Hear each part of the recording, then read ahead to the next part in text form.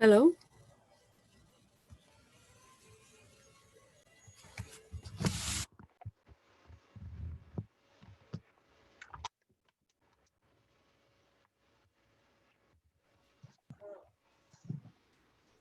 Hello, ma'am. Hey. Hey. Hello. We have time to presentation, yeah? Or not? Ma'am, it's a 5:30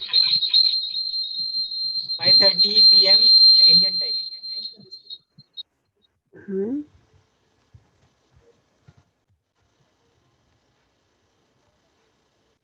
Hello. Yeah. Hello. Hello. How are you, ma'am? It's okay, thanks. I'm health, so yeah. This is good. Good. Nice to meet you again, virtually. Thanks.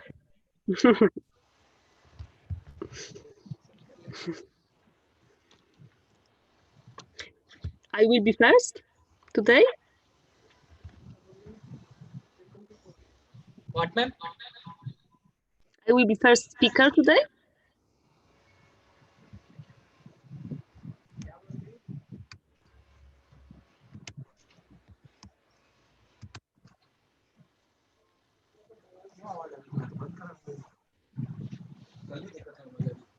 वो यहाँ से आवाज mic खराब वो कई सारे एक side connected है ना इसलिए बॉक्स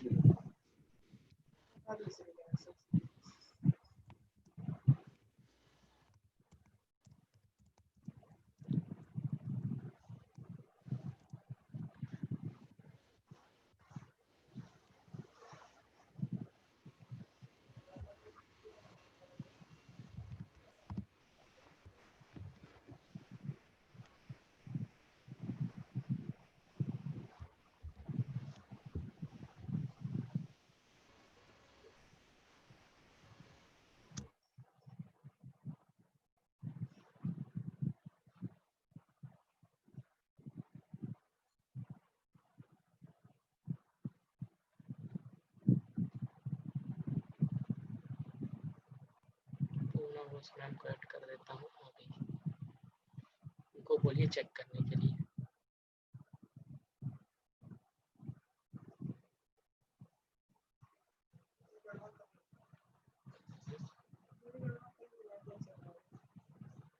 यहाँ तो आ गई मैंने पैनलिस्ट में ऐड कर दिया हाँ हाँ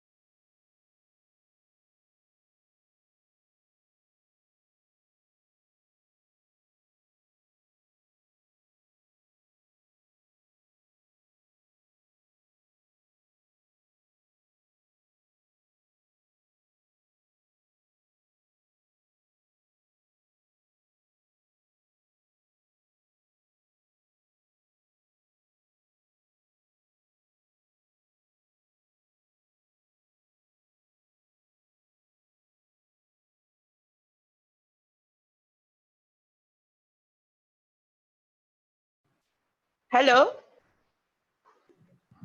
हाँ मैम ओके डन हाँ मैं आगे हाँ मैम आ गई हूँ जी जी मैम विजिबल है और हाँ ऑडिबल भी है हाँ ठीक है ओके स्टॉप कर दो आप अभी जी मैम स्टॉप कर दो हाँ हाँ मैम ओके ओके ओके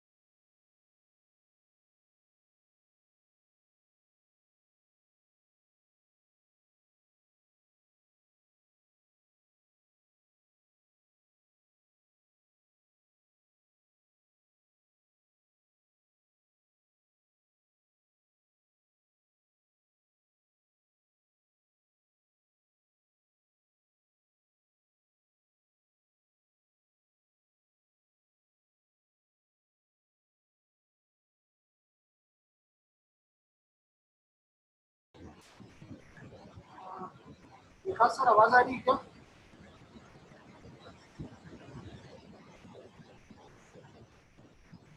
हाँ सर, आ रही है आवाज। क्लियर है ना, कोई दिक्कत तो नहीं है? नहीं, वीडियो ऑन करके दिखाइए ना।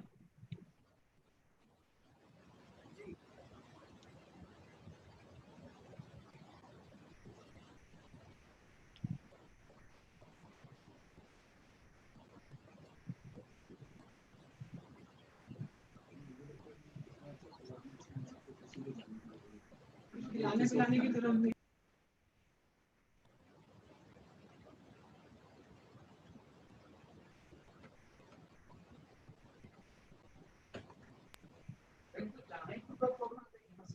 आना जाना खाना सर विजिबल है? क्लियर है ना, कोई दिक्कत तो नहीं है? नहीं, आपकी आवाज थोड़ी वो आ रही है, ब्लरिंग? वाइब्रेशन है आवाज में।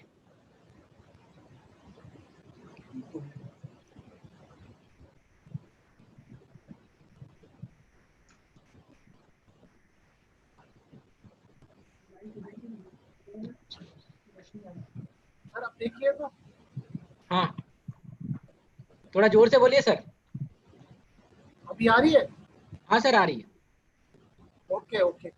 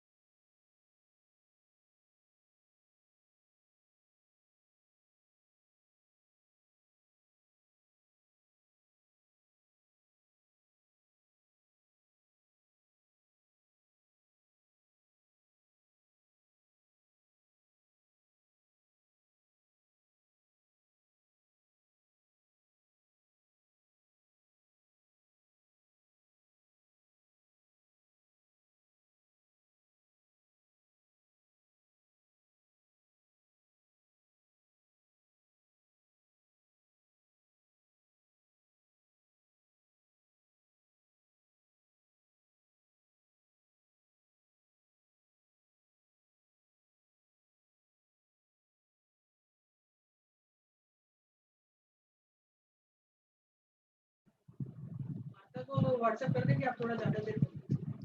हाँ भाई धनंजय You भाई, क्या हाल है? fine. Yeah. So this is just like a screen share like the system now, because this will be Yes. first time for me to give like this presentation. So okay. technically in fact I was not knowing that I need to install software. So today you send link and I opened. Okay, And after that I installed everything. Japan. हाँ Yeah.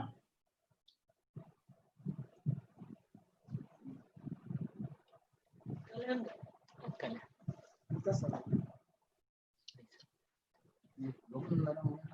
नहीं sir.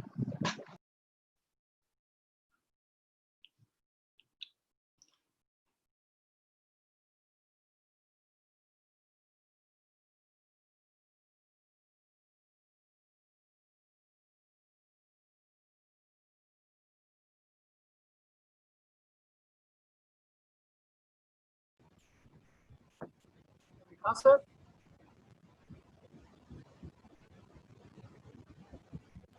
हाँ sir. Sir attendance में देखो मेरा एक और login होगा। Sir आपकी आवाज क्लियर नहीं आ रही है, आप हेडफोन लगाए क्या? नहीं नहीं, अटेंडेंस पे देखो एक और लॉगिन होगा। इसमें अटेंडेंस हाँ, नाम बताइए मेरा आपका ही नाम- लॉगिन। मेरा ही ओके नाम से एक और होगा, ओके सर। उसको भी पैनलिस्ट में बनाई sir. Okay sir.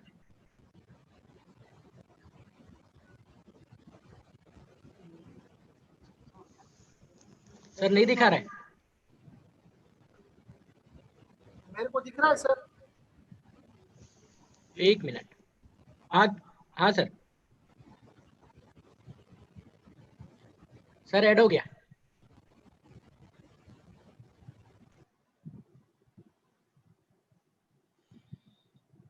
Khwaja Moinuddin 2 में है क्या?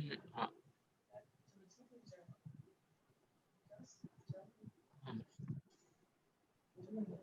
दो सिस्टम में कैसे लॉगिन किए? हेलो सर, अभी आवाज आ रही है? क्लियर है। अभी ज्यादा अच्छी आवाज है सर। लैपटॉप से है। अच्छा, कोई भी फेल हुआ तो? विकास सर, सर हाँ सर क्लियर है अब आवाज। विकास सर, हाँ सर अभी आवाज आ रही है इसमें? एकदम क्लियर।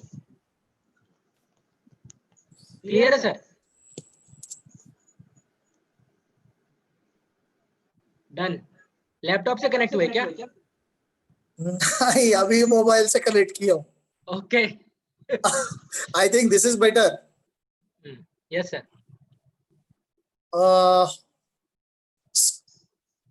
इमेज आ रहा है सर? आ रहा है सर इमेज।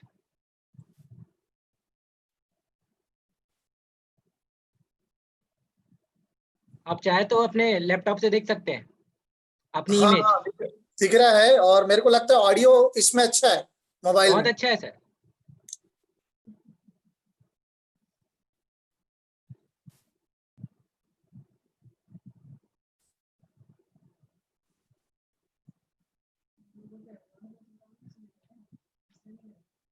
क्या एक मिनट म्यूट कर दे।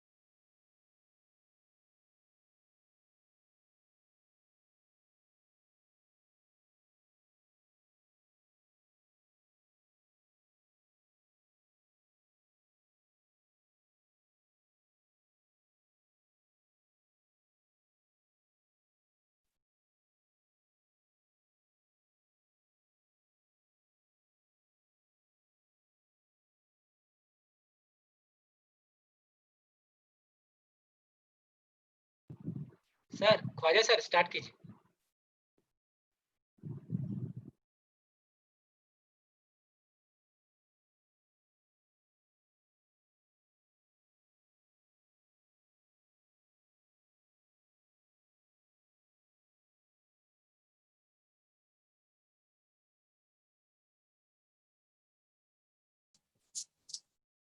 Hello, sir. I'm audible.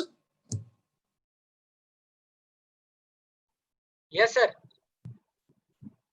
A very good evening to one and all for the day 2 session of International Webinar Series. Yesterday, in the day 1, we had a very esteemed speakers, Professor Dirk Pullman, Professor KVR Murthy, and also Dr. Sudipta Soom. And today also, we are very lucky to have such an esteemed speakers, Professor Martha, as well as Professor Kandalam, sir. So today we have sessions of both of them, before which I would like to request Dr. Bose ma'am to please have a welcome speech of you, ma'am, for our esteemed speakers. Ma'am, please.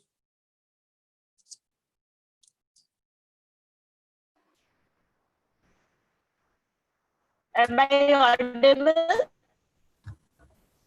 Yes, Am ma'am. I audible? You're audible, ma'am. Visible? Visible? Visible also. Welcome, Dr. Vichalsa Dobanska Martha from Institute of Photoelectronics, Military University of Technology, Poland. You are welcome, madam. Please start your speech. I think you remember me, Dr. Pooja Bose from Government VYT PG Autonomous College, Durg. So, Madam Vichalsa Dobanska Martha, Madam, Institute of Photoelectronics, Poland. You are welcome, Madam. Hello, thank you. Thank you for this nice invitation. And it's very nice that I can join to this webinar. Yeah. And I like to share my my screen. This is possible? Yeah. Yeah, we have a share screen option, ma'am. Disable participants. When you click the screen, you have a share screen option. Yeah, I put it, but here's description that the host disabled participant screen sharing. So, yeah. You select the screen. After you share the click button, you Yeah, select I the clicked it. screen And nothing happened. Host disabled, participant screen sharing.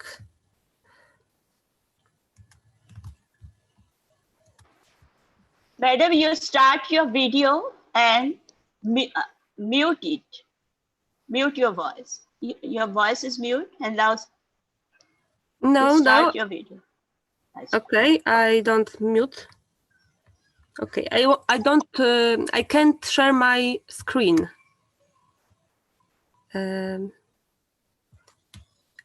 Could you please enable me to share the screen? Maybe some host could. Ma'am, share your screen. Share screen. You see the screen? Yeah, ma'am. Share screen. Share screen option. Yes.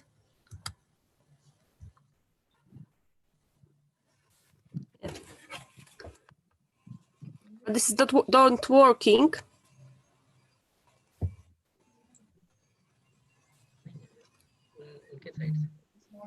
Okay.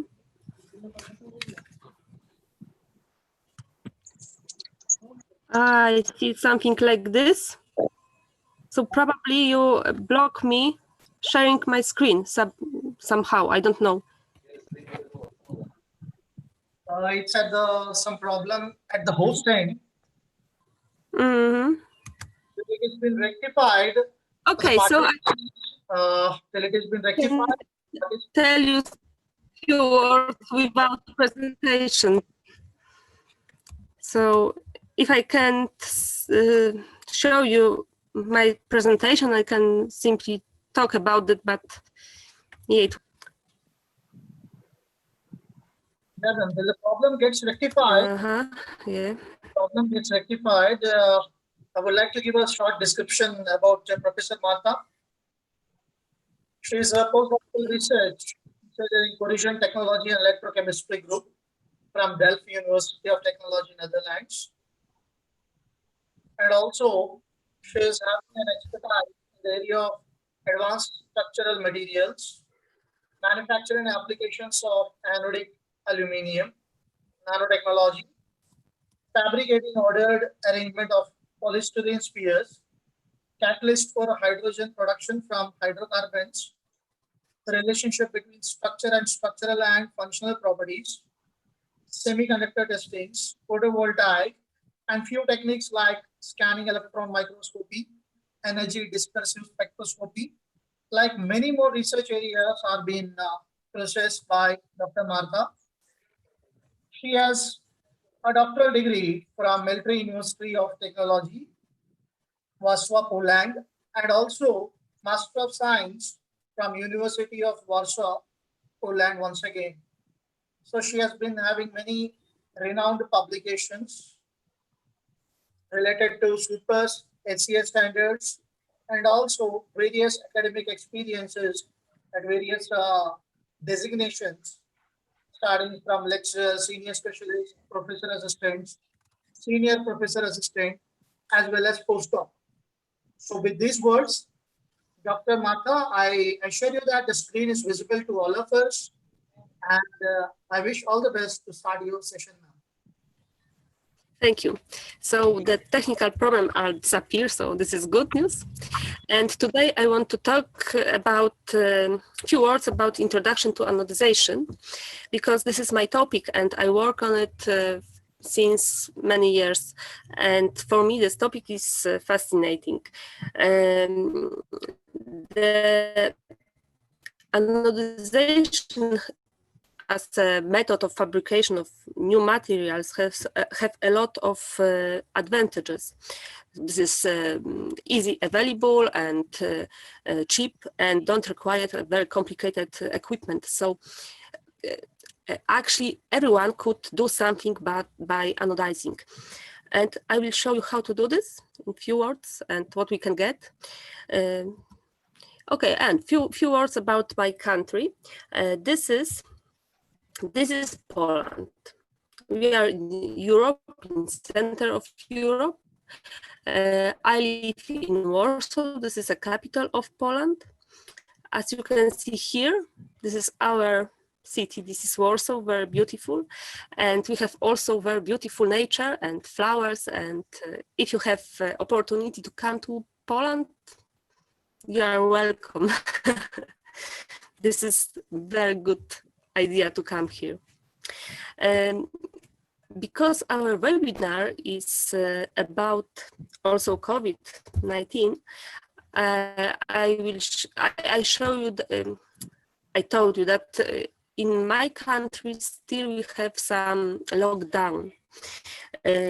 Not totally lockdown, but every day we have some 300, 400 of cases, of new cases of illness, and unfortunately, because of economic reasons, part of restrictions are limited or closed. And in my opinion, this is maybe not good step when we think about human health. Okay, very good situation, I think, because as a scientist, I can still work from home. And I do it simply because, so what I show you today, at first I show you structured oxide layer and anodic layer. I told you I told you how to make this anodic oxide layer. So what is anodizing and setup. And I will try to answer on the question why change of properties by changing the morphology or structure is important. What we can get from this. So at the beginning, nanostructured oxide layer could be made by anodizing, and anodizing is electromechanical method with using a current flow. So we simply put two of metal. One is an anode, the second one is cathode, and between anode and cathode, the current flow and some kind of electrolyte, some beaker with electrolyte, and on the surface of anode, the oxide, and this oxide have very interesting morphological characterization, because this oxide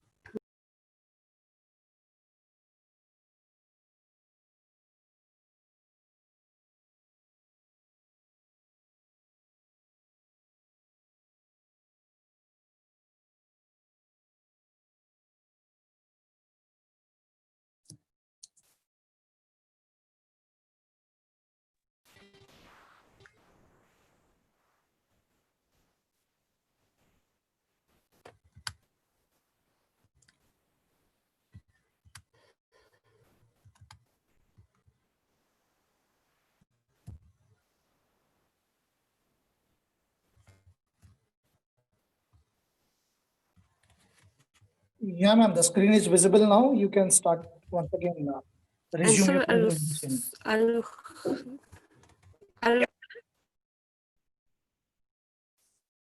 okay. I don't know where the connection was end. Okay, but we have a lot of type of nanostructured oxide layer on the top of real oxide layer. This is some structures or beautiful morphology. We have also spongy morphology, like you can see here. This is tin oxide, and this is in a cross-sectional view in big magnification here. We also can produce porous layer with good of without pore arrangement. You can see this here, for example, this anodic oxide layer with beautiful arrangement of nanopores. Nanostructured oxide layer could be also nanotubular, like in this case, when we use titanium plate as an anode. We also can produce nanorods, for example, on the copper surface. And this is very interesting also, because in that case, we fabricate anodizing, we fabricate partly crystalline form of nanorods. So this is interesting. I will show this later also.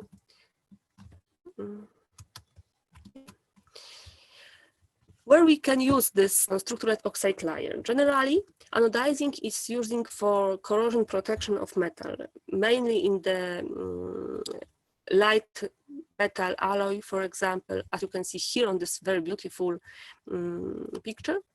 And we also want to add attractive design of elements or some implants. We can also produce a semiconductor for using in photocatalysis. We can also create porous or tubular nanomaterials, which can be used as a template for nanofabrication.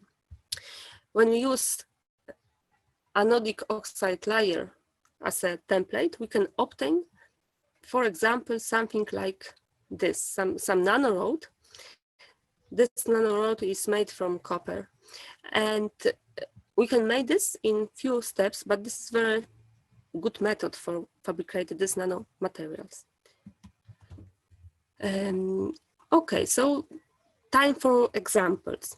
Anodic oxide layer is made with hexagonally arrangement strained to the substrate nanocapillars, and the morphological parameters are well defined. So we have pore diameter, cell diameters, or thickness of oxide layer, thickness of barrier layer. And in cross-sectional, this oxide looks like this. And this is some ideal arrangement of nanopore. How to prepare this? As I told you at the beginning, we simply put 2 electrodes in the solution of electrolyte, and we mixed this to avoid the burning of anode. And the current flow between anode and cathode we use for this power supply, and we start from some selected voltage, for example, 40 volt or 60 volt. This is dependent on using electrolyte. This is good when we can have the stable temperature for the process. So in this case of equipment, this case of setup, we have double wallet electrochemical cells. So cooling water come here and go outside. The cooling water have the stabilized temperature, which is made by a thermostat. So this equipment is really simply when you compare this to other methods of fabrication of nanomaterials. And this is fast and relatively easy and relatively low cost. Generally, this is possible to do anodizing at home. But what is the challenge here? Of course, we can obtain something like here. This is very beautiful anodic aluminum oxide layer, but this not happen all the time. So, okay, when we do this anodizing, we have, sorry, something happened here. No. We have to control the current density, the function of time, and we register the curves. When we look at these curves, simply during the process, we can find if our process goes in the good way, because the normal looks of this current looks like this. So this is the first step when the barrier oxide layer are created, the second step when the cracks in barrier layer are created, the next third steps is connected with pore nucleation, and next, this is simply grow of anodic oxide layer. And when our curves looks like this means that everything is good. But this is not always look like this. For example, we sometimes have some decrease of current density without any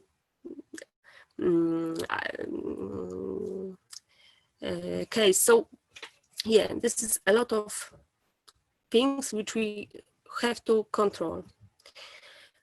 For anodic aluminum oxide, we use a lot of electrolyte, and a lot of electrolyte is well known. So for example, traditional electrolyte, also oxalic acid and phosphoric acid, is very, very popular when we create anodic aluminum oxide. This is possible also with malonic acid, tartaric acid. The cell diameters depends on the use.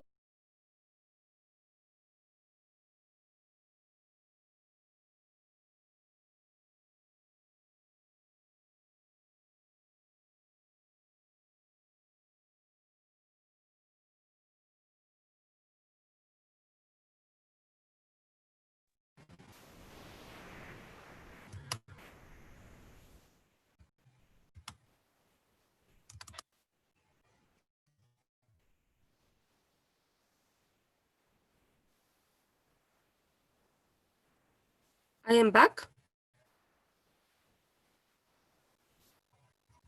Are you Yes, ma'am. hear me? Yes, ma'am. Yes, ma'am. Okay. Okay.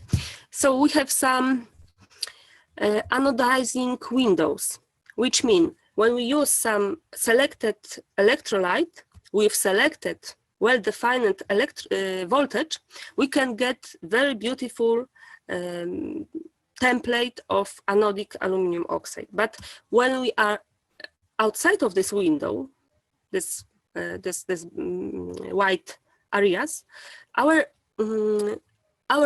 anodic oxide layer will be not very beautiful. It will may be good for corrosion, but not for other application.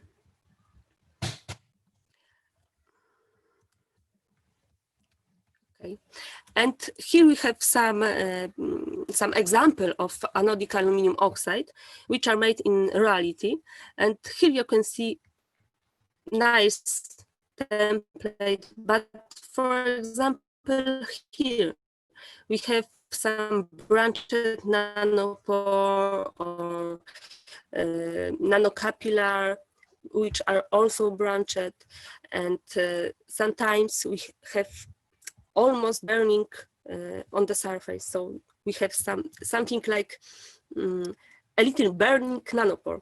This is look similar to nanotubes, but this is not nanotubes. This is burning surface. And here, for example, this is matrix made in chromic acid. So this is totally mesh, but this is also good for application in corrosion protection. This is very good for corrosion protection, but looks very bad. Okay. And why we want to have a beautiful matrix? Because we want to use anodic aluminum oxide for nanofabrication. And then the arrangement of important factor, this is the K factor, because when we create nanorods, for example, which have to have defined thickness and thickness and diameter, we have to create a very good, very special anodic oxide layer. But for corrosion protection, we don't care about arrangement of nanopore. This is not important. In corrosion protection, we want to only have the layer which will be protect the metal from the aggressive environment. So the nanopore could be branched, could looks like this, because this is not important. We only have this layer which are the barrier for the environment. And how to control the morphology of anodic aluminum oxide layer? We can change operating condition, for example, anodizing voltage or causes, which very influence the thickness of layer. Electrolytes temperature, this also very significant change the type of anodizing materials, because, for example, aluminum is pure aluminum is very, very expensive, but when we use some aluminum alloy with addition of other elements, we can have very, very cheap substrate for production of aluminum oxide. So we can also make something like this. We can also change the properties of electrolytes. For example, pH, viscosity, composition of electrolytes, or maybe we can also add some elements which we want to incorporate in our oxide layer. Change the properties of our created oxide. And this is a very good way to do this. Of course, some negligible experimental setup like inter-electrode separation or speed rotation could be also changed, and this also affected our morphology of anodic aluminum oxide layers. So when we create some layer and we know that this is very, very good, we have to write everything, as you can see, because even the separation of inter-electrode or rotation speed, this is also affected our morphology. When we change this, in next process, we obtain totally different morphology of anodic oxide layer. And when we want to have the same morphology, we have to remember everything, every parameters. So this is also challenging. Yeah. And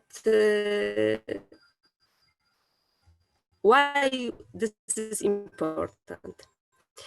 Because I'm working in material science. I think a lot of you also work in material science.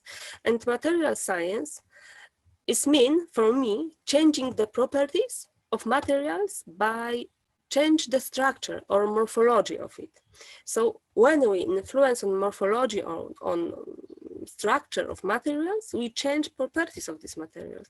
So in anodizing, we have a lot of possibility to change the properties, because this is a lot of parameters which affected, very, very strongly affected our morphology and our composition of oxide. Yeah. And here you can see my some my research, and here is anodic titanium oxide made in new type of electrolyte. I made it in electrolyte based on ethanol with addition of fluoride, ammonium fluoride, and I obtained some morphology, very interesting morphology, which can be placed between anodic titanium oxide made in a solution of based on in water solution, and based on the solution. More of this, we find that the optical properties of this matrix made in that selected electrolyte have very interesting properties. We work now on publishing this. So, other factor. This is not my article, but I like it very much. I prom this paper. So you can see here how the interelectrode separation in the case of anodization of titanium is the morphological parameters of this oxide layer. As you can see here, when the distance between electrodes is 5 centimeters, obtain some I don't know, maybe this is 3 micrometers of thickness of oxide. But when we decrease the distance between electrolyte to electrode, to 0.05 centimeters, so this means millimeters, we obtain very, very thin oxide layer. As you can see, here is a bar, and the bar is 1 meter. So this is few times thicker layer. This is very, very big change, very big. This is almost amazing. So yeah, but this work for electrolyte and other type of substrate than aluminum, simply. In case of titanium, this work beautiful. Oh, and at the end, I want to show you the crystalline copper oxide nanorods made by anodization, and we made a solution of this solution when we find that the average diameter of obtained nanorods are greater. So it wasn't very relationship, but it was very visible. Also, what we find that nanostructured anodic oxide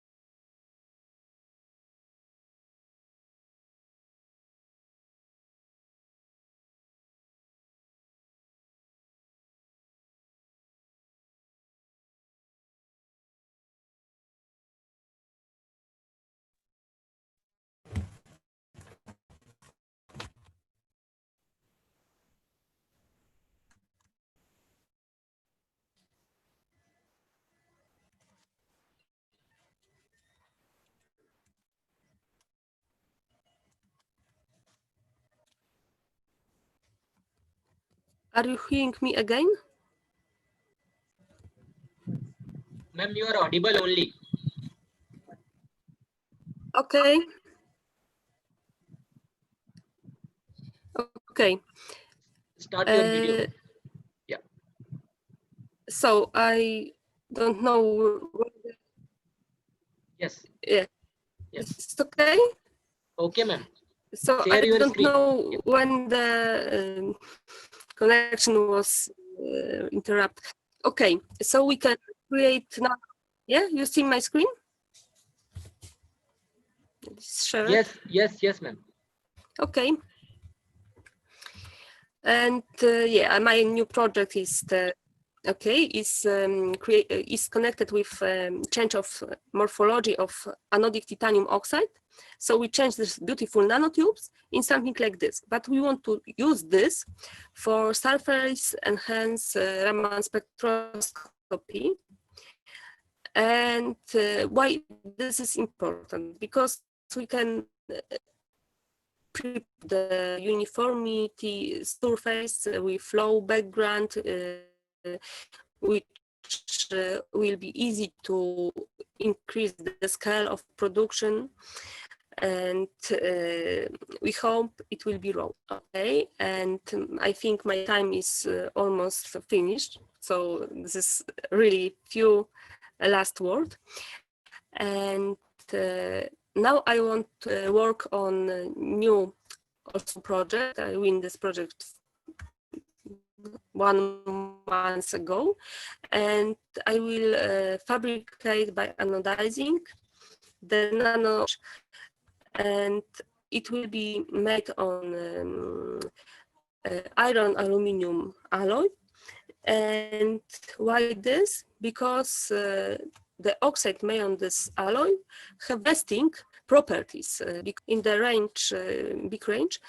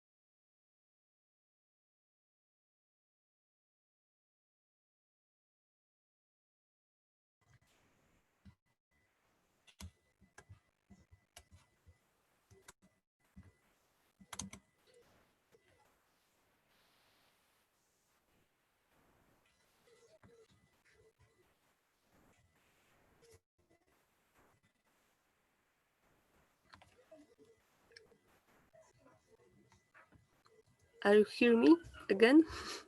Sorry for this interruption. I don't know what happened with my internet, but this is really last word. I hope you hear me. Yes, ma'am. Okay, so yeah, this is it was my last slides, and here you can see more picture from Poland. So as you can see on this attached picture, Poland is beautiful. So if you have opportunity, come to me. And this is some reference. If you are interested, please write to me simply. And this is the end. Maybe question or something.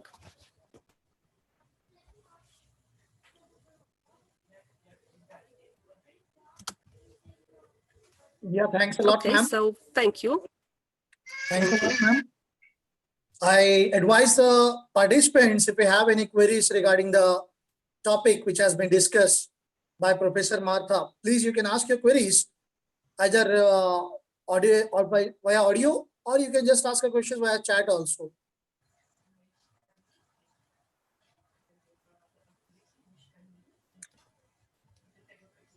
I hope participants, is it audible? If you have any queries, please do let us know, even via chat box. Hello. Good evening, ma'am. Good evening. Actually, I want to know that in deserted areas like Jaisalmer in India, Rajasthan, where temperature varies from 5 degree to 50 degree, and the people of civil engineering, they are facing the problem of corrosion in steel, which is included under concrete. What should be the protective layer and protective coating, which is not so costly, can be done? You can use anodizing, for example. You can try this. For corrosion protection, you can make oxide layer in chromic acid, for example. This is a little tricky electrolyte because this is not good for human health, because this is carcinogenic, but for protection from corrosion, this is the best solution. This is the best electrolyte. Simply electrolyte based on chromic acid, because when you create the oxide layer in chromic acid, the ion of chromium will be act like self-healing of this layer when something happen. So yeah, for example, but yeah. Okay, ma'am. Thank you. And, yeah. Yeah, any other participants? If you have any queries?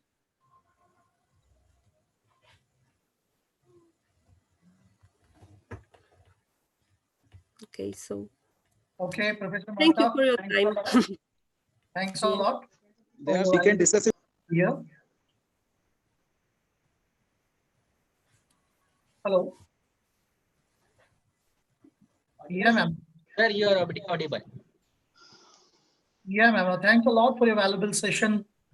Whatever you have been taken just now and participated for this webinar, that international webinar series on worldwide effect of COVID on research and development.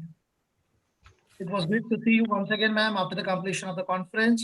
Hope to see you many more in many more events, and your valuable participation is always welcome to us. Thanks a lot, ma'am.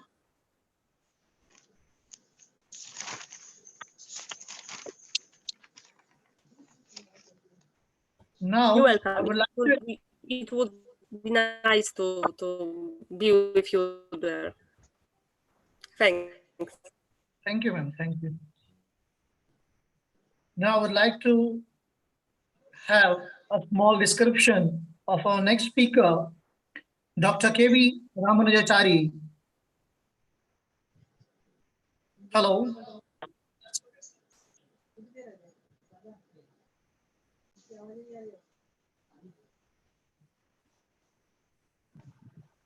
Dr. Chari, are you available, sir? Yes, I am available. So thanks a lot, sir. Good evening, sir. Good evening to you all. Yes, thank you, sir. So before proceeding the session, Yes. Dr. Chari ji, Yeah. I'd like to give a brief description about him. He has completed a PhD in chemistry from Andhra University, Visakhapatnam, and he was a college topper.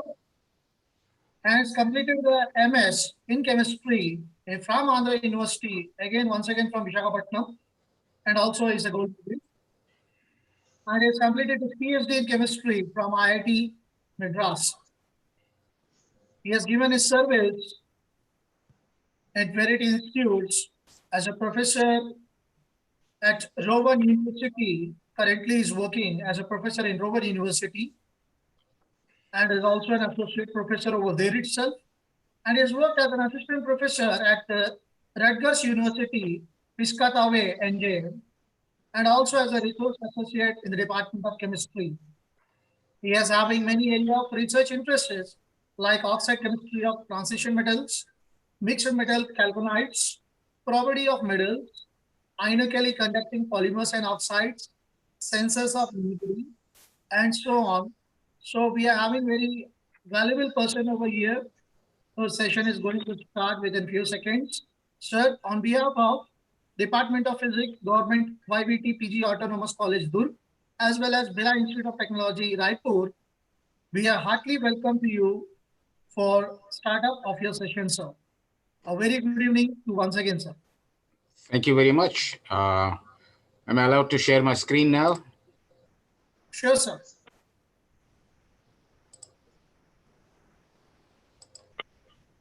Let me see if you can. Yes, sir. It is visible. Is visible? Yes, sir. All right. So today's presentation is going to be on the ubiquitous nature of nanotechnology. That's what I'm going to talk about today. I know that you all must have heard about the word nano a few billion times in your scientific careers. So if I tell you that I can tell you everything about nano in 1 hour, I'll be kidding. That's not the purpose here.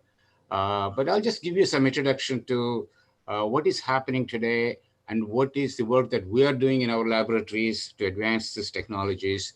And more importantly, I will also get into the fundamentals of why the nanomaterials are distinctly different compared to the bulk materials. So that is the kind of talk that I would like to make.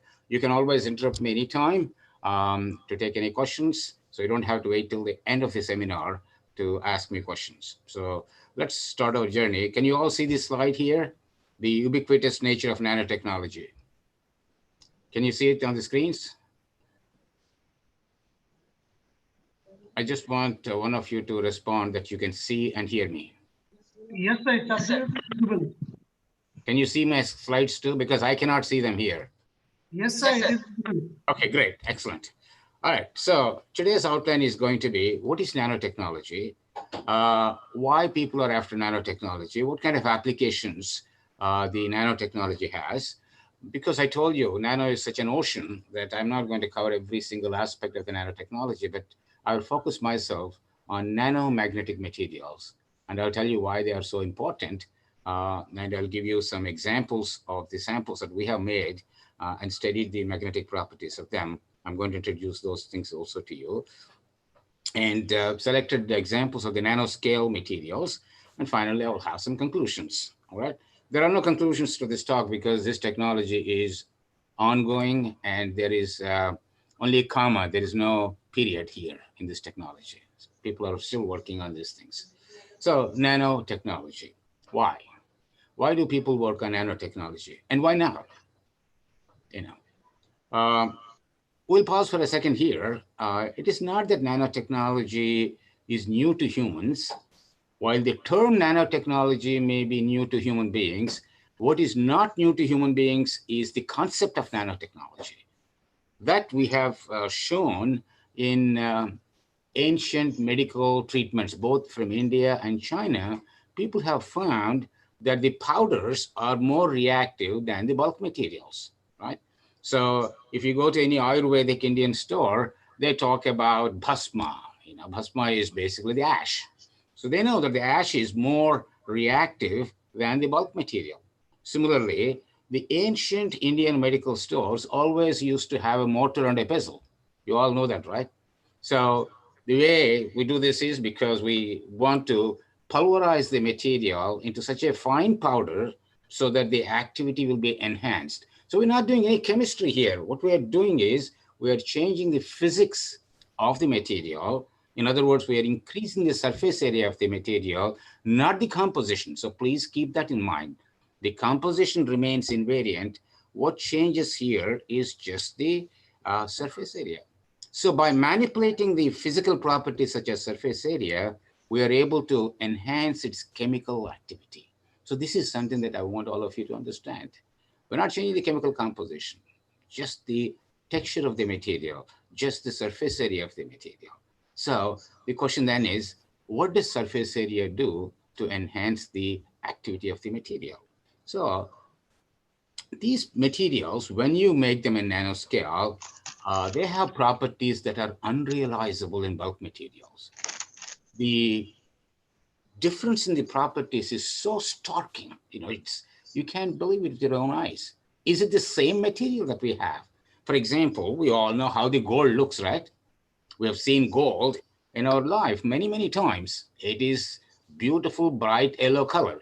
You cannot miss that. But you know what? When you take the same gold and make it nano, it may have different colors. It could be red, it could be blue. You can make it look in different colors, different properties. So this is something quite unusual and very fascinating for the scientific community. So in this slide, I have on the left-hand side a bulk material, right? In a bulk material, you have too many materials inside the material compared to the number of atoms on the surface of the material, right? So if you now look at the ratio of number of atoms on the surface to that of the bulk, in the bulk material, that ratio happens to be very small. But then when you break it down into smaller particles, you suddenly have more particles on the surface than there are in the bulk.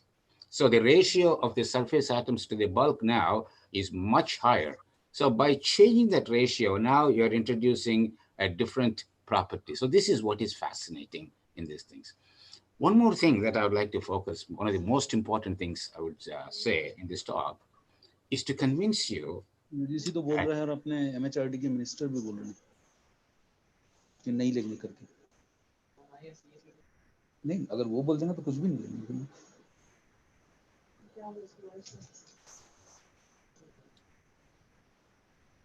Thank you.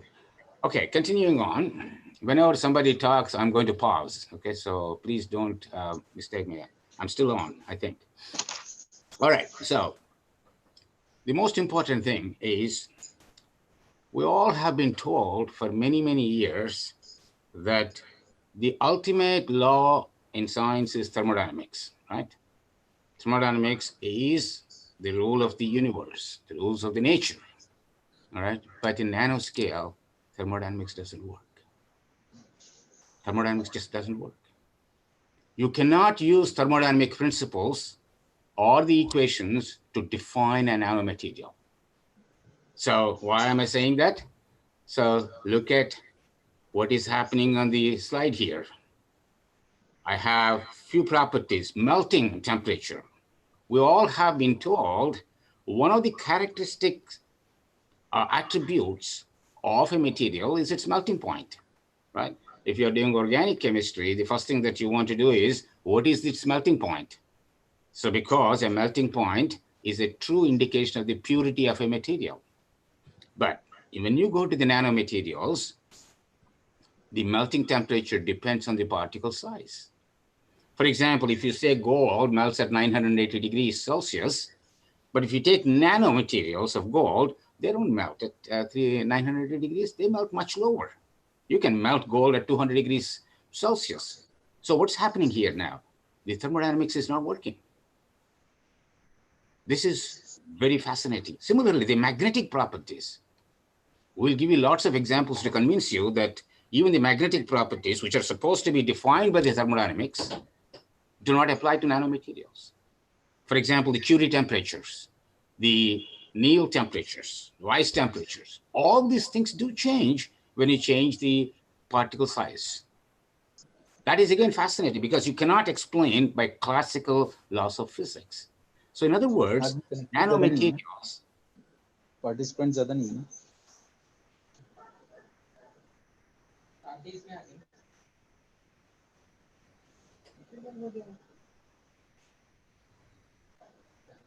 वो उनकी तरफ से ही लग रहा है। May I ask the moderators to please mute the participants, please? I think the moderator has the control to mute all the phones except that of the speakers.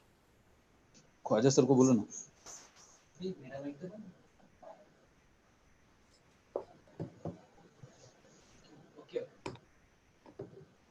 Thank you. All right. So the magnetic properties, such as the Curie temperature, the Weiss temperatures, Néel temperatures, all these things, the Fedway transition temperatures, these are all defined by thermodynamics, do not apply when you're dealing with materials in the nanoscale. The ability to hold charge, for example, the supercapacitive properties of the material also depends on the particle size. So they are no more defined by the thermodynamics, but rather by a new phenomena, which we believe is the quantum. The quantum theory maybe more aptly applies to nanomaterials than the classical thermodynamics. The structure of the material changes when you change the shape. For example, if I start with a face-centered cubic structure, when I start cutting down the size of it, you might get into something that is maybe body-centered or simple cubic structures. The chemical reactivity, of course, it goes without saying that chemical reactivity depends purely on the surface area of the available surface for the reactions. So there are lots of properties that are very different. Again, please keep in mind that the bulk and the nano have a similar composition, the only difference being the surface areas. All right. So nanomagnetism.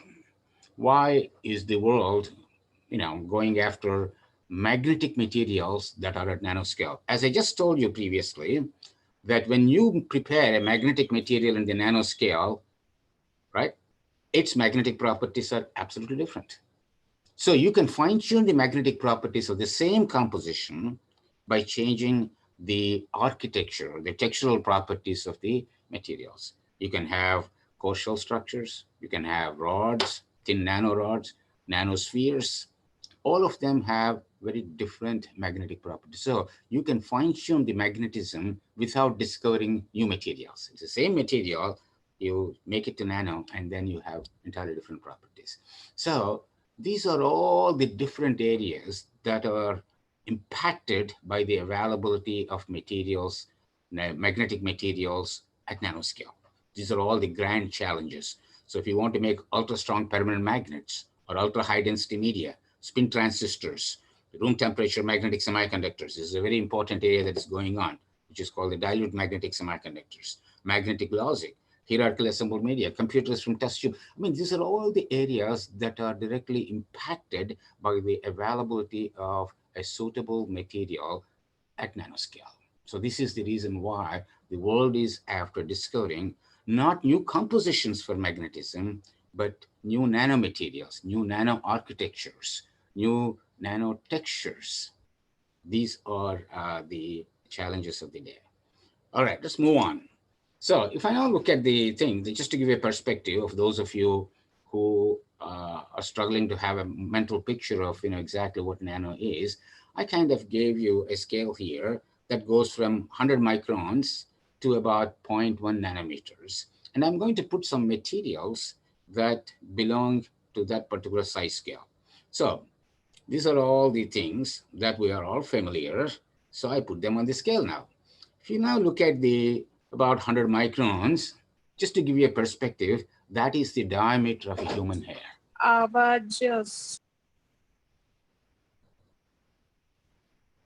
That's the diameter of a human hair. Now the pollens, which are generally basically cause you allergies, the airborne particles, belong to about between 20 to 30 nanometers, micrometers. The bacteria is about 1 micron size, right? And the human cells are anywhere between 1 to 10 micron scales. And when you go to the viruses, which is the COVID virus, this is about anywhere between 60 to 140 nanometers.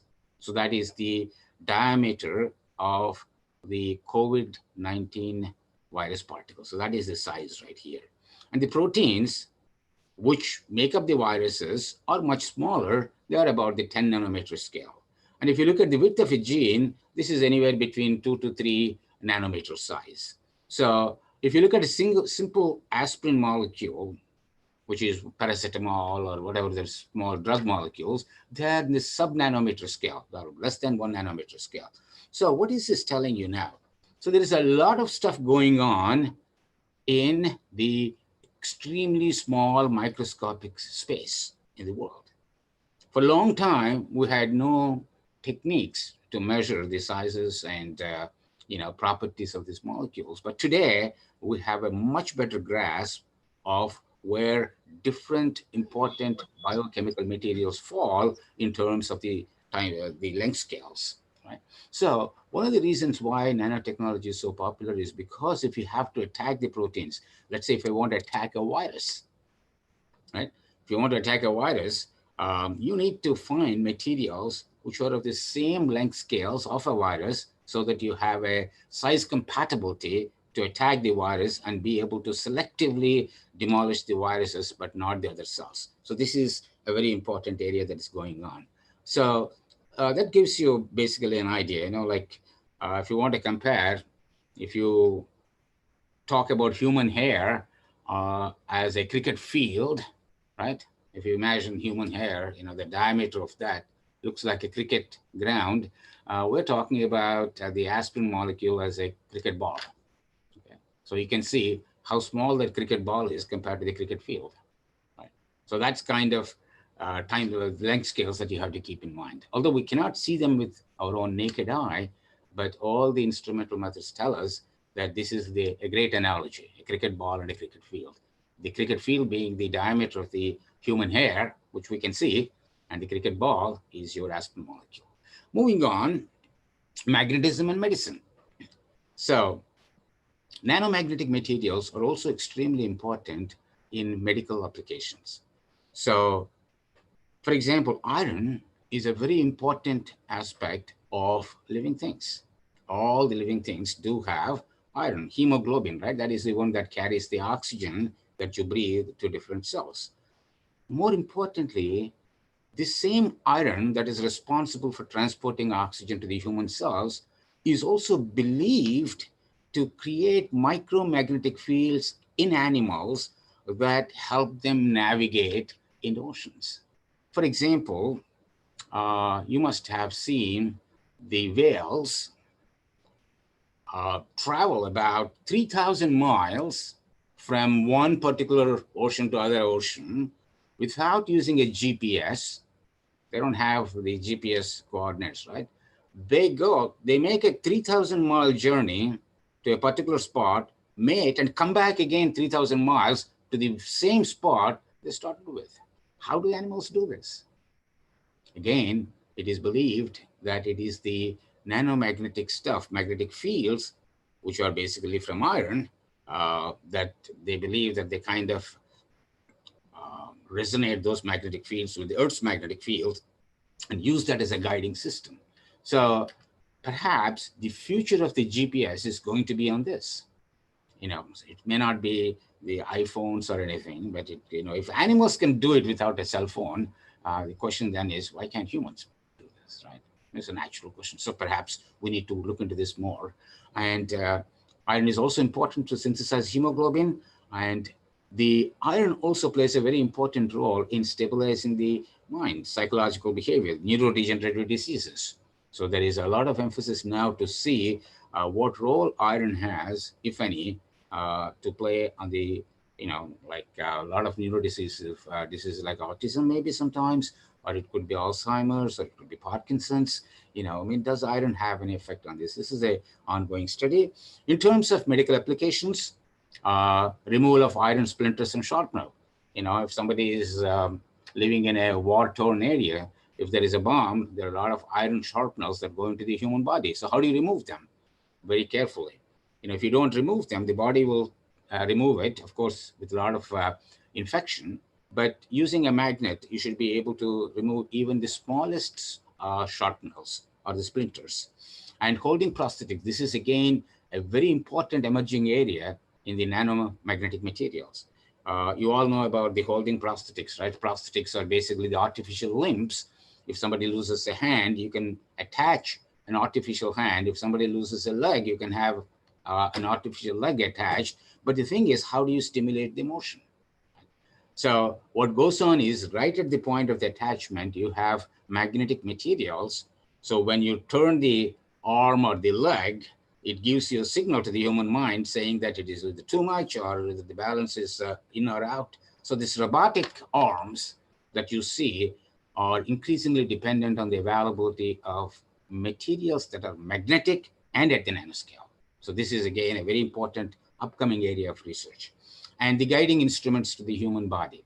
So once you put a catheter inside, so how do we move it so that it won't touch the other parts that you don't want them to touch? And magnetic resonance imaging is again a very important technique that uses magnetic materials. You create a very strong magnetic field and then create the image of different cells and tissues. So in addition to those applications, there are also lots of applications in the area of biomedical engineering. One of the things is magnetic imaging that we talked about. Not only just the MRIs, there are also other types of magnetic imaging that are coming up. Magnetic heating, which is called the hypothermia. So for example, if you have extremely small nanoparticles in the human body, and if you apply external alternating current, these particles move rapidly. And then because of their frictional motion or Brownian motion, they create local heating. So when you create local heating, obviously, if you are creating a local heating around a cancer cell, that cell is going to die because cancer cells do not survive when the temperatures exceed 42 degrees Celsius. So, but the thing is, human cells cannot survive either. So if you want to kill a cancer cell, you can put nanoparticles in the cancer tumor and then apply the external magnetic field, alternating fields to kill it. And there is another important area called targeted drug delivery. Okay, this is again another important area in the case of nanomaterials and biotechnology. We'll get into that later on a little bit, but the point here is a lot of patients, especially the older ones and the younger kids, have trouble taking medication at prescribed times. Let's say the doctor says you take a pill at morning 7 o'clock, afternoon 2 o'clock, and then night 8 o'clock. I mean, some people do this, but majority of the older people forget taking a medication. As a result, the cures, the beneficial aspects of the drugs are not usually carried out to the patient. So what do we do here? So can we create medicinal drugs attached to nanoparticles that are released slowly so that you give the drug once to the patient and that drug will stay in the human body attached to the nanoparticles for a period of, let's say, 30 days, releasing the drug slowly. So when that happens, you don't have to take the medication. You just take one medication a month, and that will be good for the entire 30 days. So you don't have to take a pill in the morning, afternoon. There's no question of forgetting about this thing. So this is a big area that is being done. And detection, purification, and isolation.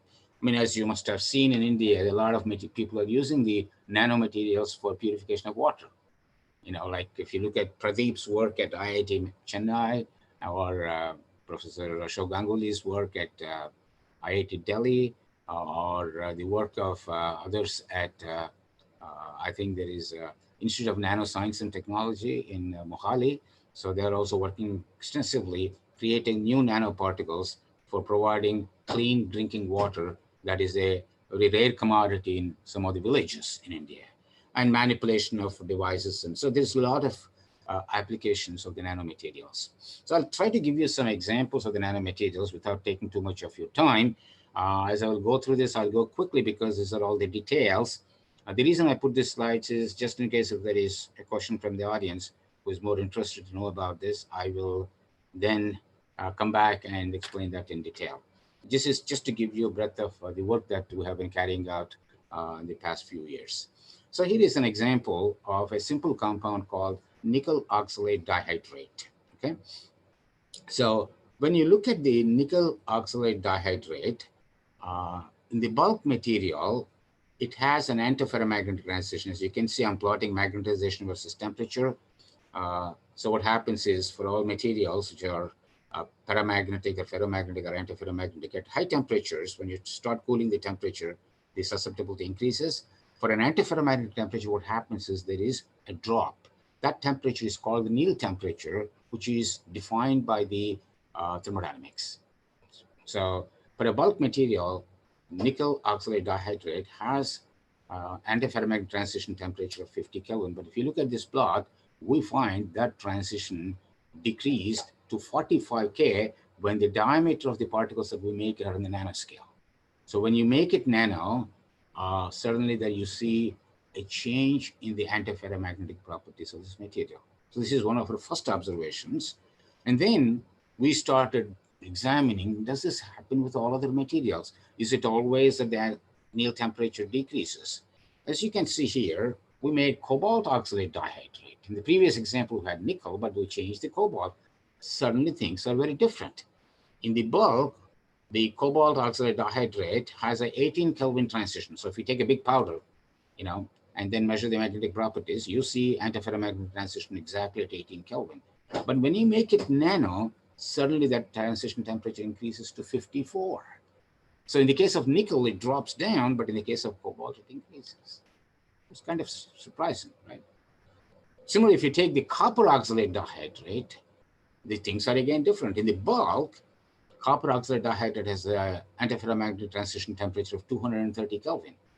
But when you make the particles 80 nanometers, as you can see in the bottom plot, the temperature is basically 220 K.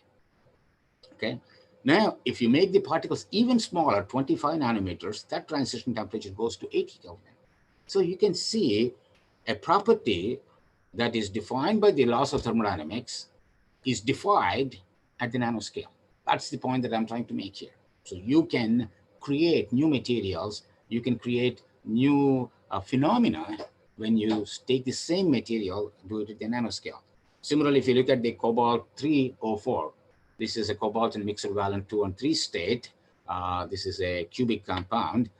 In the bulk, the transition temperature is about 40 Kelvin, but when you look at particles at 35 nanometers, the transition temperature drops to 35 Kelvin. So again, you see this, even the cobalt metal, which is supposed to be strong ferromagnetic, you know, it changes the temperatures very differently from 200 to 1390 Kelvin.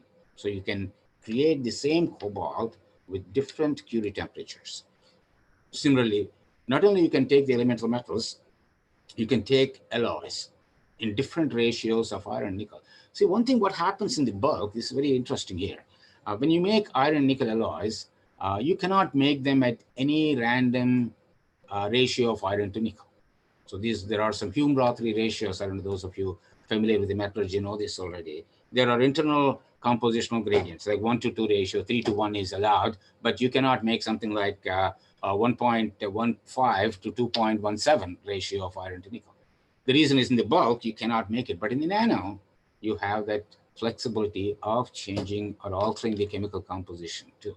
So we looked at a variety of materials, iron nickel alloy particles, kind of also 1:3 ratio, 1:2 ratio. You can see the cell parameters change, and I know the X-ray diffraction pattern shows a little bit of amorphous nature, but you still see the cubic structure of these things. So when you change the composition, suddenly you also change from face-centered cubic structure to body-centered cubic structure.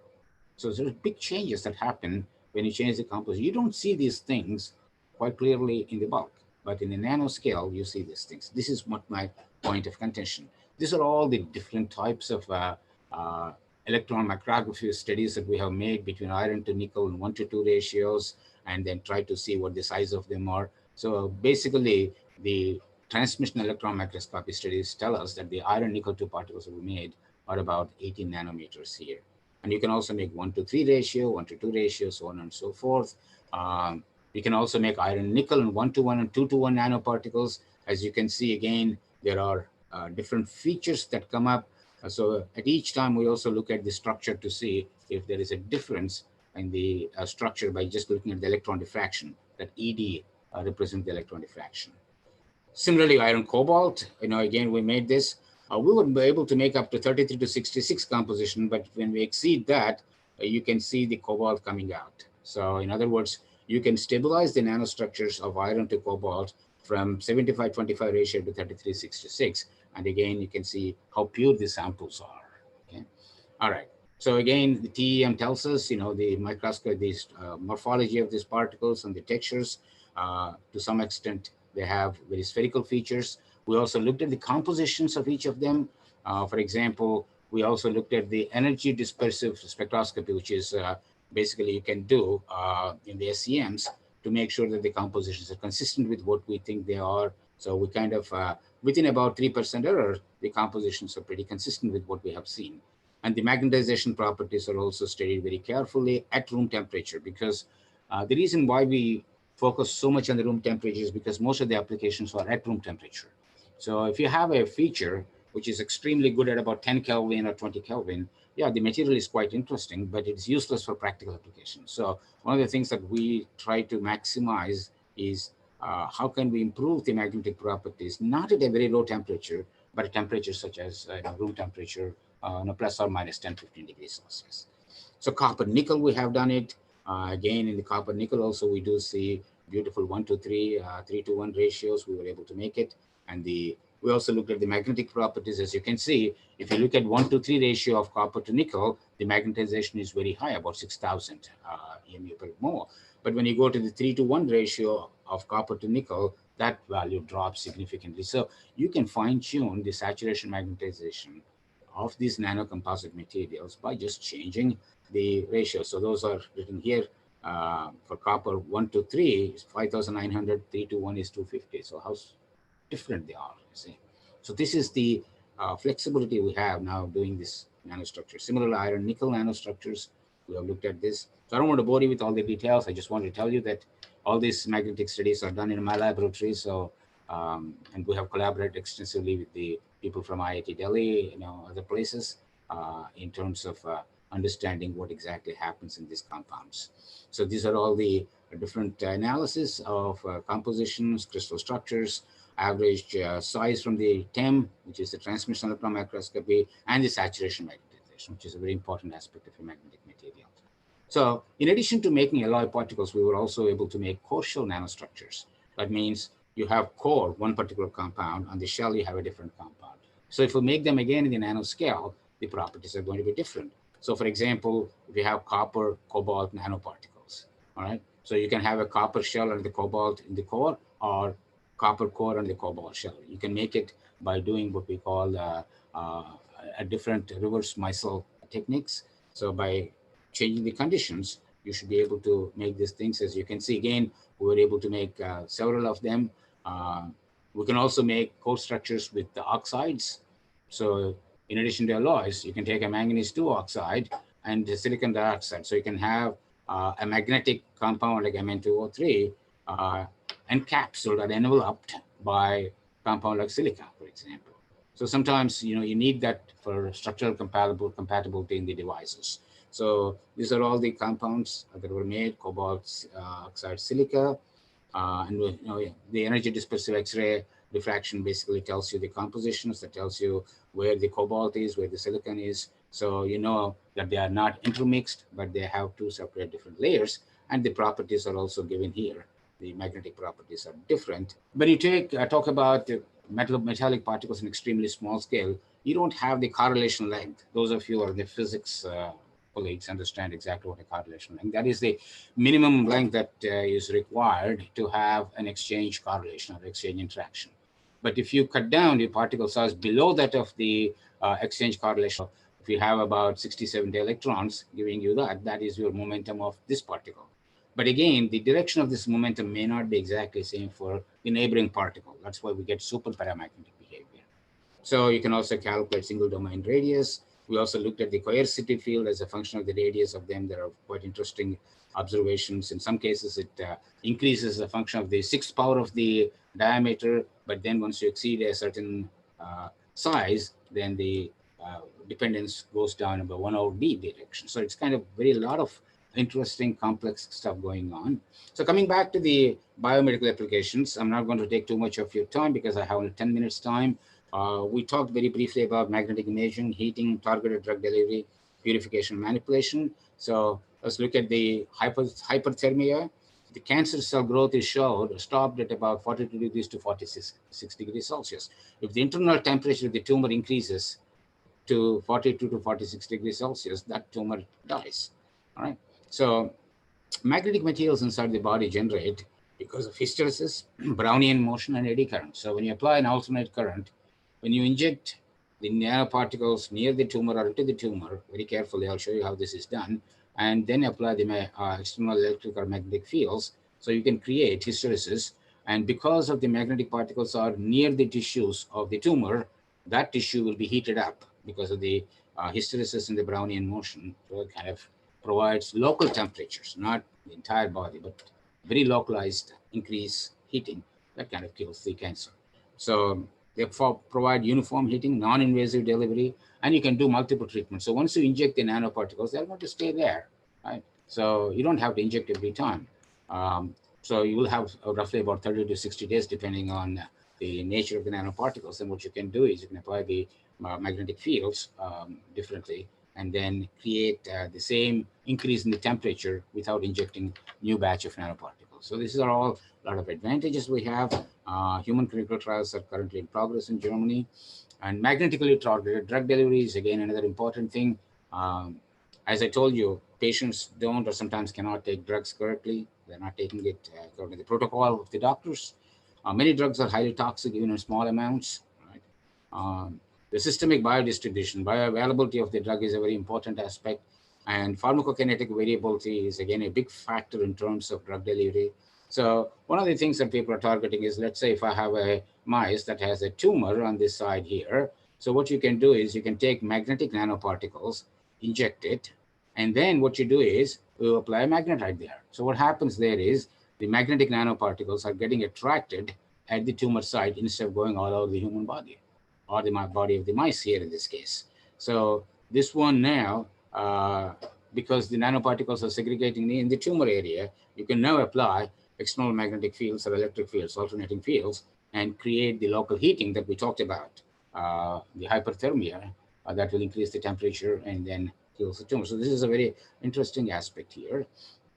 So part of the problem dealing with the cancer drugs is most cancer drugs have highly non-specific toxicities, and most anti-cancer drugs are hydrophobic. That means the bioavailability is very bad for them. Just to give you some idea about those colleagues who are not biologists, whenever you have a drug, unless it is soluble, it will not be distributed across the body.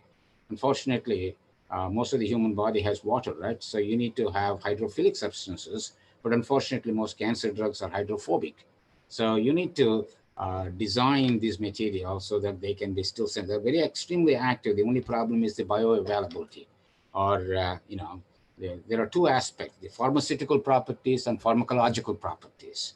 Okay, the pharmaceutical properties are extremely great. These are wonderful materials. They can cure the cancer, but the problem is the pharmacological properties, which is the biodistribution, bioavailability, injectability. All these stuffs are a big thing. Now, when you take these drugs and make it at nanoscale, things are very different. You can bypass most of these things because your pharmacokinetics is going to improve because of the smaller size of the particles. So another big thing is about cancer cells grow resistant to drugs. So they're using cocktail of drugs. In the early stages of the cancer, one drug used to be sufficient to treat the cancer, but somehow over the period of last 3 to 4 decades, some cancer cells have mutated to a level that a single treatment is not enough. So you need to have multiple treatments. So all this is possible through the nanotechnology. So you can increase the drug dosing by increasing the surface area of the nanoparticles. You can control the release profile by the proper choice of the surfactants there. And aqueous dispersion stabilities, we talked about hydrophilicity and phobicity, circulation time, biocompatibility, magnetic properties. And so these are all the topics that looking and about the retention. If the body rejects that material right away, then there's no point in doing this. So you need to have longer retention times. At the same time, you don't want the drug to stay in the body for too long a time. So there should be a strategy of removing these particles too. So there's a lot of work that is going on in terms of biodistribution as well as the elimination of the nanoparticles after injecting to the human body. So one of the things people are trying hard are the iron oxide based magnetically targeted drug deliveries. So this is a Fe2O3 or Fe3O4 combination. They just call it an iron suboxide because at the nanoscale, it's difficult to know the precise ratio of iron to oxygen in this iron oxide. So they are biocompatible, they are non-toxic, they are magnetic. So this is one thing. So that's the reason why a lot of work that is going on in the nanobiomedicine is in the iron oxides. The oleic acid is widely used for steric stabilization of iron oxide nanoparticles. So this is the oleic acid. It is a hydrophilic and a hydrophobic ends. So what you do is you take this thing, you kind of make a layer. So this is a like a micelle structures. So you take the iron oxide and surround that by the oleic acid. And then what you do is oleic acid tail is hydrophobic. So you kind of make different pluronic type of materials, hydrophilic, hydrophobic, and hydrophilic. So what you can do basically is you can create nanoparticles with this kind of structures right there. So you have hydrophilic and hydrophobic end here, right? So these are all the things. And then what you can do is you can inject drugs, chemically you can attach it.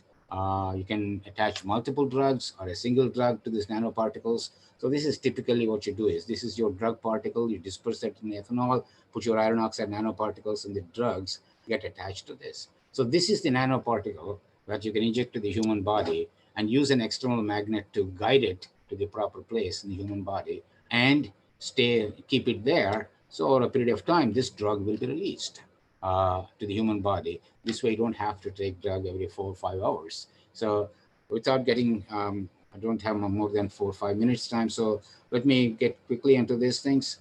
So this is a study of doxorubicin attached to iron oxide nanoparticles over a period of 30 days. You can see almost up to 10 to 15 days, you have a rather uniform drug release. So when these particles, iron oxide particles are attached to doxorubicin, you put it in the human body, it takes little time, for about 15 days, slowly released. So you don't have to take doxorubicin morning, afternoon, and evening. You just take one nanoparticle injection and then you are done for 15 days. You don't have to worry about that drug.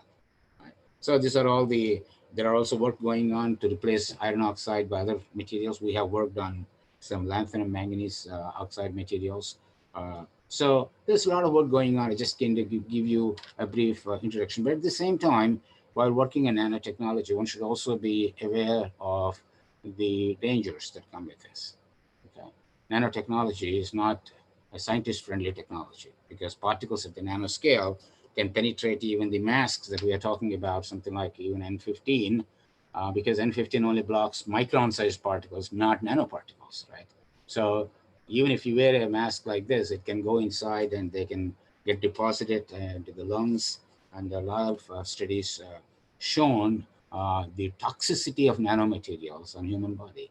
So one has to be very careful working with the nanomaterials. So the thing is, there are definitely some concerns, and definitely we see some benefits too, right? So may I ask you a simple question here? Okay, if I give you a question like this, okay? Someone said here is a new technology that is going to change the world, but it will kill 50,000 people a year, right? Would you be in favor of it? You can go to the chat room and perhaps tell me yes or no. You all have a chat room, right? So you can use the chat room to tell me yes or no. Dr. Sherry, Yes. I have one question. Generally, these nanomaterial are used to remove the pollutants from water, right? Right. So can you link removal of or detection of the air pollutants by using some instrument which is loaded with the nanomaterial? Do you have any clue about that? Amazing question. See, if you look at the Pulse Technologies, there is a company, okay, that basically exactly uses your idea. So if you have, I'll tell you one example of it. Like, for example, human breath, right, is the air that comes out, right? The air that comes out of human breath depends on your stress levels. If you are highly stressed, your breath contains nitric oxide a little bit more than the normal person who is not stressed. So by using a nanoparticles anchored onto a slide, I'm not going to get into the composition of it because that's proprietary, but you can trap that gas onto the nanoparticles and be able to know how much nitric oxide is there in the human breath. Okay. So the gas nanoparticle interactions are very important. So you can purify too. Yeah. Thank you very much. Thank you for asking. Anyways, I could see that a lot of people think that we should not go for this technology because it is going to kill 50,000 people per year, right? So the idea then is no, We don't want a technology that kills so many people, right? But if you really look at this very carefully, that's what these automobiles do, right? They kill about more than 50,000 people a year. But should we ban these automobiles then? No, because the benefits are much more than the risks. So everything has risks and the benefits, right? So same thing applies to the nanotechnology too. There are benefits. So how do we prevent the deaths from automobiles? By following the proper rules, right? Don't drink and drive. Put your seatbelt on all the time, right? Follow the traffic rules. Be careful when you're driving. Don't drive sleepy. If you're very tired, don't go behind the wheel.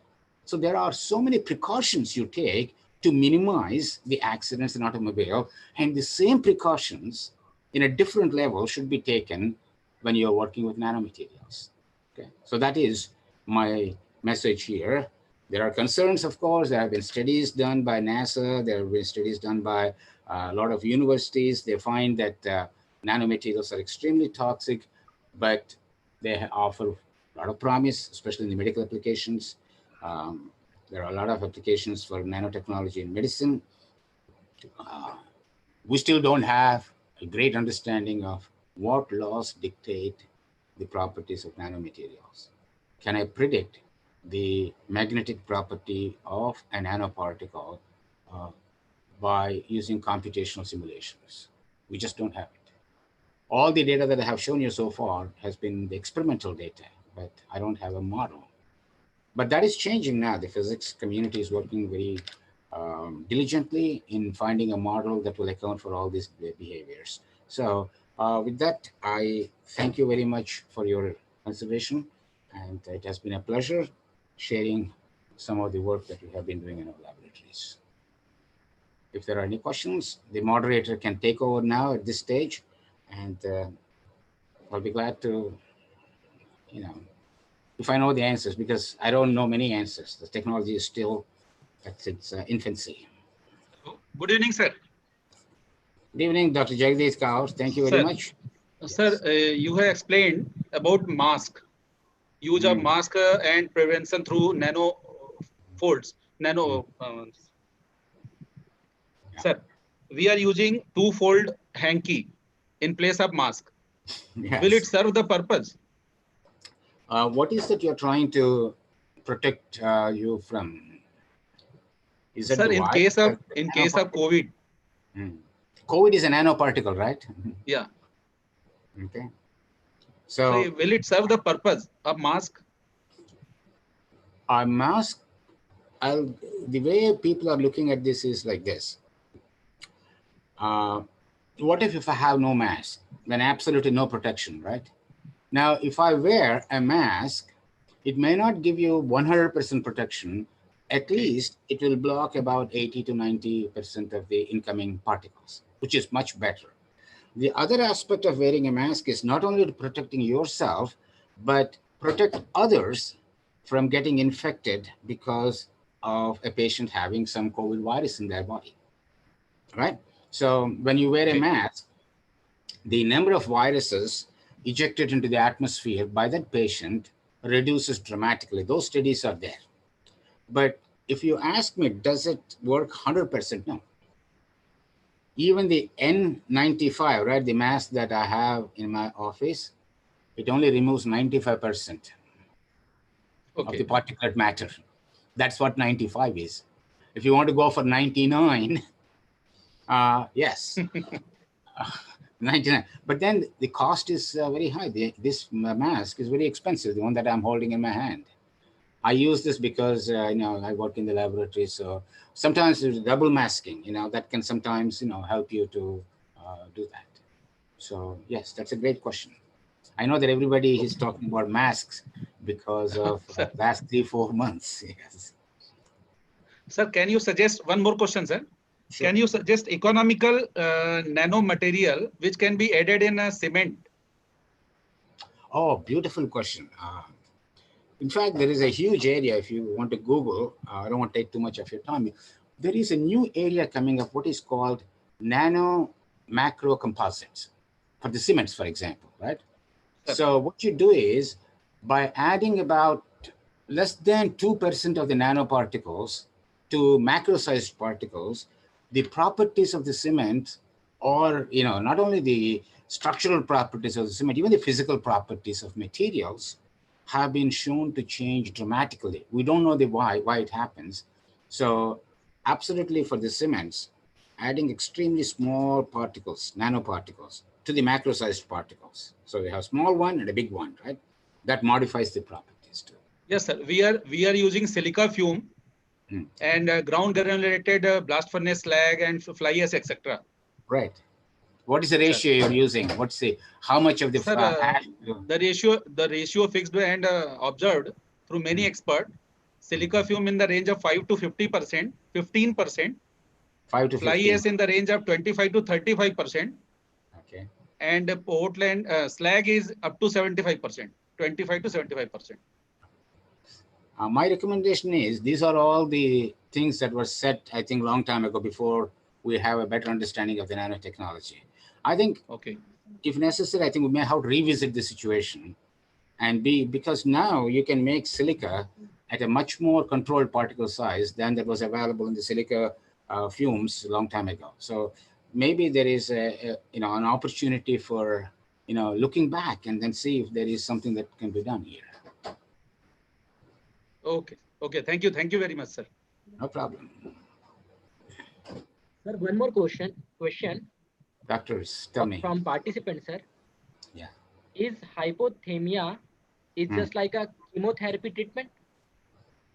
It's not chemotherapy, no.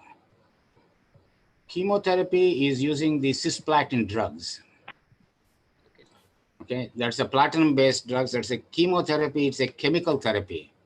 The hyperthermia, am I getting your question right? Is that the question? Yes, sir.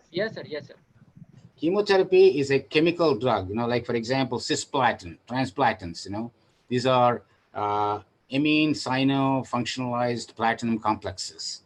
They are used to treat, the tumors. That's entirely a different action. Okay. They go into the cell, they work on the DNA level, they kind of stop the replication, and then that's how they kill the growth of it. Here, we're not doing any chemistry. For example, cisplatin drugs are extremely toxic, right? The platinum becomes toxic. And you have seen a lot of chemotherapeutical patients losing a lot of hair, right? That doesn't happen when you do this hyperthermia because you're locally attaching some magnetic nanoparticles into the cell, into the tumor cell, very close to the tumor cell, and creating temperatures locally, very locally. I'm talking about within some few micron size. And that temperature, just goes up a little to 42 degrees, and that's enough to kill the tumor. So the treatment is entirely different. Chemotherapy and hyperthermia are like day and night. Thank you for asking.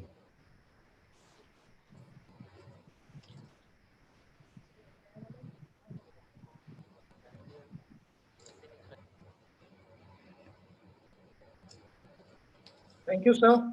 Thank you so much. Sure. It was a pleasure talking to you all, and I hope we learned something today. It was a pleasure to all of us, sir, that you have been a part of this valuable session.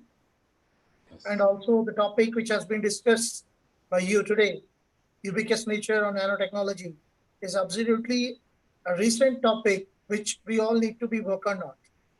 And apart from that, you have shown the current laboratory work results. That was absolutely awesome, sir. Thank you for that.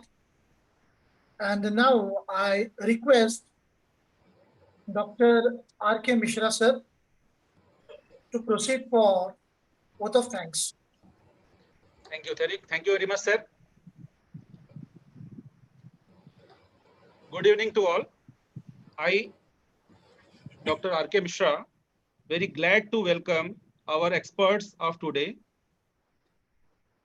From on behalf of Luminescence Society of India, chaired by Dr. KVR Murthy sir, Principal and Management of Government VYT PG College Durg, Principal and Management Bhilai Institute of Technology Raipur. And I'm going to conclude the session of today, second day. Today both the experts are from two different countries, and it seems that the word become nano through this media. Now, the first speaker, Dr. Martha, has discussed about introduction to anodization. She has very beautifully explained how the nanostructured oxide layers can be laid through enforced current flow, types of nanostructured oxide, application in production of semiconductors as photocatalysis, anodic aluminum oxide, and she well defined the process of preparation also. Process of aiding for a study of growth of aluminum oxide. Also, she has discussed how the anodization window to get good quality of coating. She has also explained and focused on secret of anodization process in anodic aluminum oxide, importance and aim of anodizing, which is not only for corrosion protection, but to get quality nano fabrication. She has also discussed about the process to control anodic aluminum oxide morphology. Properties can be changed through change in morphology of oxide deposits. She has also explained very well about new type of electrolyte, anodic filtration oxide, aluminum titration oxide, influence of experimental setup, introduced new project areas and scope of anodizing.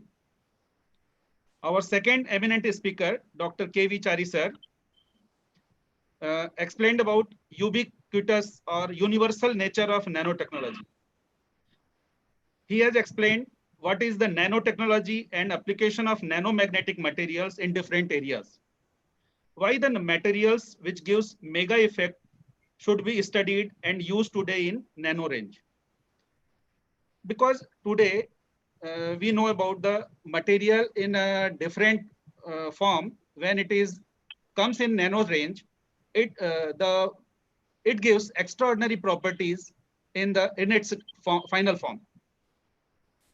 The nanoparticles cannot be modeled in regular thermodynamic pattern, as very well explained how it cannot be possible, and it has having different nature and pattern. He has also discussed about the nanomagnetization, challenges in magnetic nanoparticles, biological length scale. He has compared and beautifully explained, like human hair and viruses, which is of 100 nanometer range, and proteins, which is generally found in discussed in COVID, is 10 nanometer. Dr. Chari has also explained in detail about magnetism and medition by examples like many animals use micromagnetic field to navigate. Nano in biotechnology and biomedical field, magnetic imaging, magnetic heating, and targeted drug delivery. Dr. Chari has also focused on various examples and their morphology, like nickel cobalt, iron nickel, iron cobalt, and copper nickel by EDX, XRD, and SEM structures. In overall, I can say that first speaker explained how to treat physical structures for its betterment, and second speaker explained how to treat material and also human disease through drug delivery. Thank you. Thank you very much, sir. Thank you for the nice summary. Now I am thanking to one and all who has participated and in the panel of today's function. Thank you. Thank you very much, sir. Thank you, sir. Thank you for the patron of this program, Dr. R.K. Mishra, sir. Thank you. Thank you. Especially thanks to the speakers, Professor Martha, as well as Dr. Chari, sir.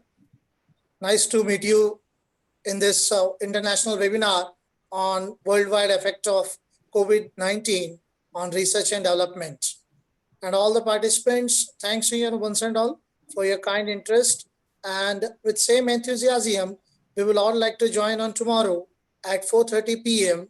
sharp with the presence of Dr. Deshmukh from Japan, as well as Dr. S.J. Doble from India. Thank you, one and all. Thank you.